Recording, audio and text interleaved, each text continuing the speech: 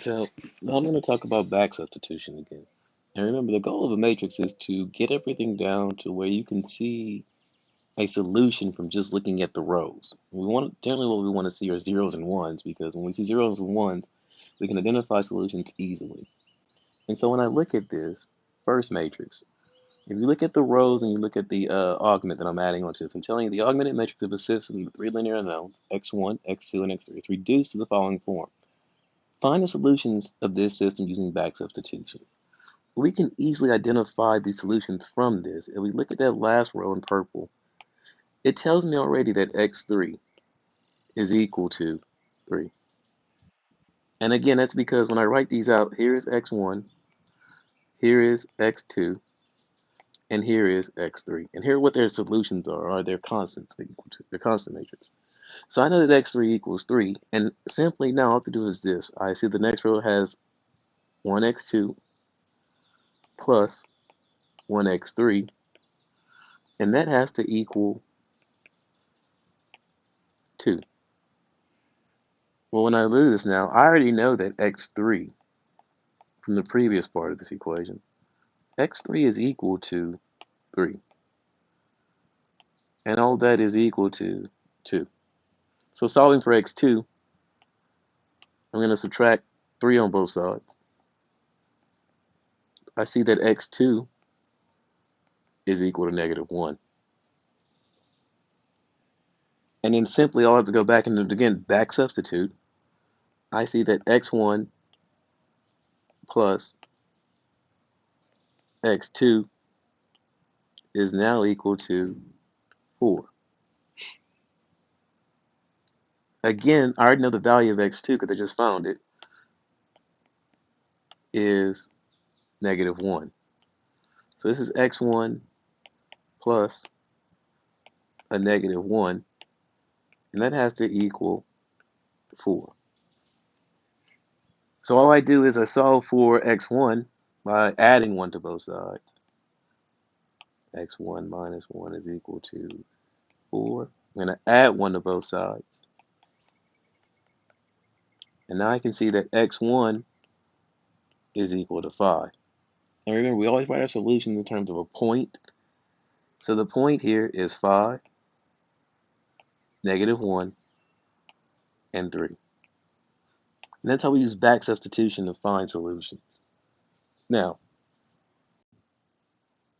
on some of these problems, we have to be careful, especially when we look at our rows, because there are two situations where back substituting, excuse me, it's going to be a little bit different. And what do I mean by that is if you see a row of zeros tells me that there is infinitely many solutions. And because there are infinitely many solutions, I'm going to use a free variable or a dummy variable we call t. So on this one, I still have variables x1, x2, and x3, and they still equal my solutions. But this time, I'm going to let x3, the last variable, equal t. And with that in mind, as I work through this equation, now I'm going to write everything in terms of the variable t, or every variable we solved and solved with a t in it. So if we look at the next row, I have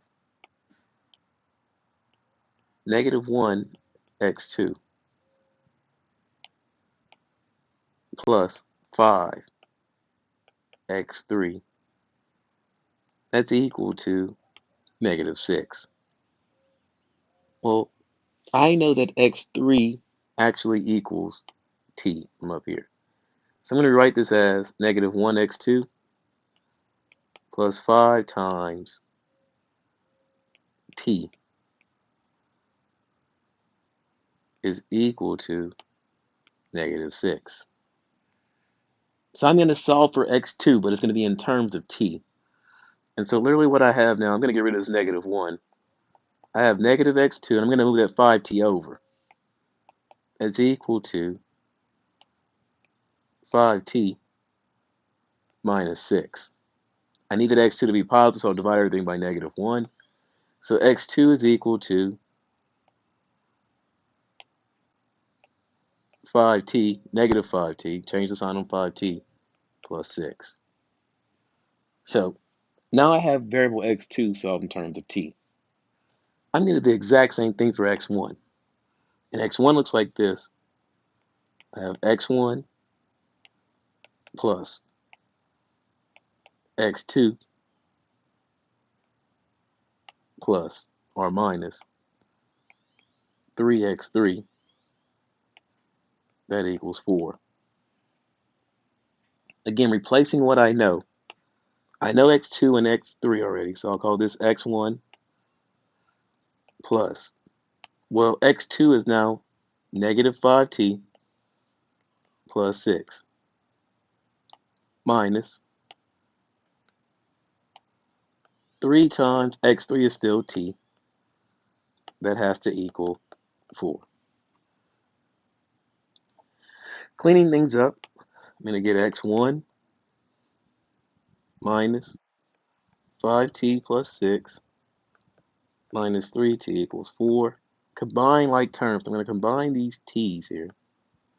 So I get x1 minus 8t plus 6 equals 4.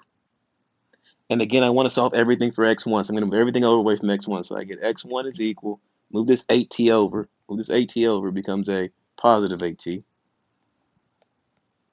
And move the 6 over, and I'm going to combine it with that 4 to be a negative 6 plus 4, which is a negative 2. So now I see that my solution set for this, my solution set will be, everything's written in terms of t, but I have x1 is now going to be called 8t minus 2. x2 will be called negative 5t plus 6. And then x3 is just t, using the dummy variable t. And again, on a test, what I'm going to do is I'm going to make you do all this work right here. But then I'm going to ask you, now that you have all these variables defined, I'm going to tell you that t is equal to, for instance, negative 1. Well, if t is equal to negative 1, that means plug in a negative 1 for all your t's. I'm going to get negative 8 minus 2, negative 10. Negative 5t plus 6, it'll be negative 5 times the negative 1 is a positive 5 plus 6, that's 11. And then the other one would be negative 1. And what that means is that this is one of the infinitely many possible solutions I can get without with t being defined as a dummy variable. So remember, if you have a row of zeros when you jump into a matrix like this, that tells me I have infinitely many solutions, I need to go and find those solutions.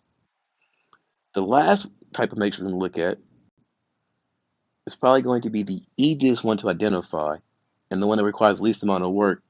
And if you look at 16, I'll let you go through these matrices and decide what they are. Remember, we can identify these by their names: consistent, independent, and independent. Anything that is consistent means you're going to get a solution. Consistent and independent means that you get exactly one solution. That's why it's independent.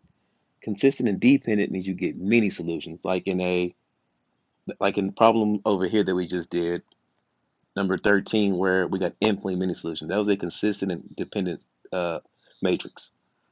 The last type is an inconsistent. And inconsistencies occur when we see a row of zeros that are equal to a number. And when that occurs, the answer is simply no solution.